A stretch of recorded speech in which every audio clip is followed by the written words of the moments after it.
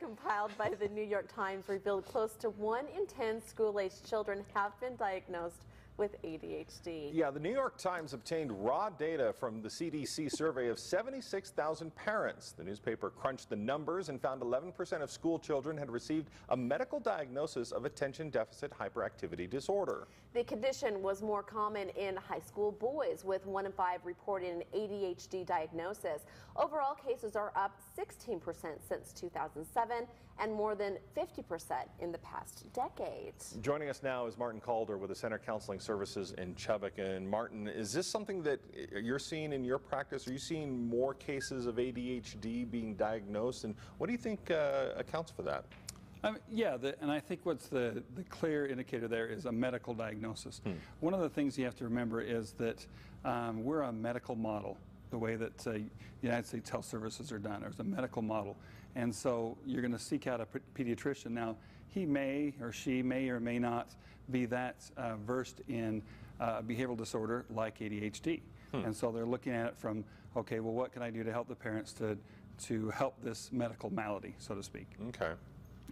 Go ahead. Well, how do you know the difference between, I mean, kids are just kind of wild sometimes. How do you know the difference between kids just being kids and that this is like a consistent problem? Right. Something. You know, and I've said it on all, you know, I've been on the news a lot about different things with kids' behaviors. If it impacts day-to-day life. So if school is a problem, if interacting with their family members, their peers, play, you know, if they're doing activities and that impacts their ability to do those, then that's always an issue, and you have to address that. And it's I would call it a spectrum disorder, similar to autism, in that there's levels of severity. So you may have a child that's pretty focused, pretty direct, and he just needs a little bit of something to stay on task. You have somebody else that can't even do that for more than a few minutes at a time. So that's one of the big issues. Okay, so in that broad range there, what are some methods for treatment?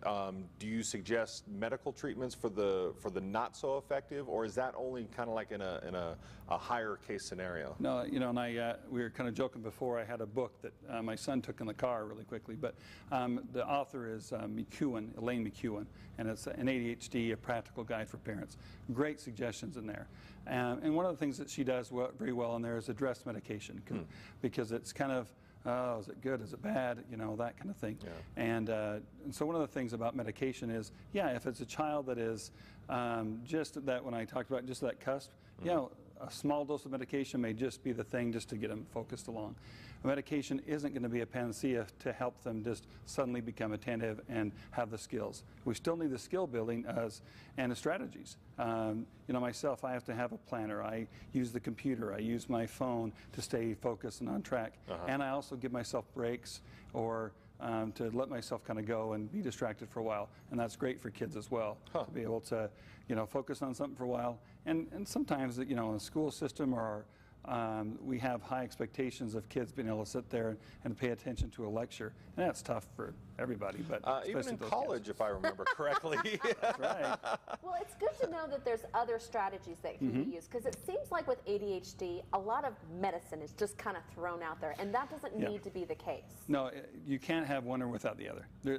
It's not a curative situation, so it's not a medical disease that suddenly, if you gave a pill to, oh, I don't have it anymore.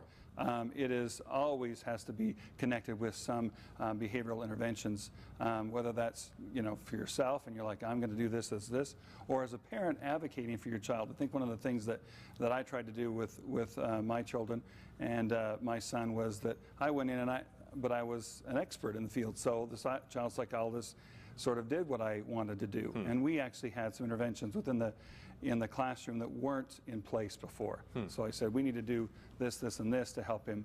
And for kids, consistency is the biggest thing. And one of the things for parents to remember is that ADHD may be made worse by what I call poor parenting, but it's not the cause, you know, somebody that doesn't have good parenting skills, and that's the big key. It's skills that people learn, and parenting is one of them, and they may just not know how to do it right. Not only kids have to learn it, but mom and dad have to learn it too. Exactly. All right, Martin, thank you so much for coming in today. If people have questions, can they call the center? Yeah, you bet. It's 237-1711. All right, thank you so much. Yeah. And coming up next, we will learn a few belly dancing moves and find out how these moves will be put to good use to fight cancer.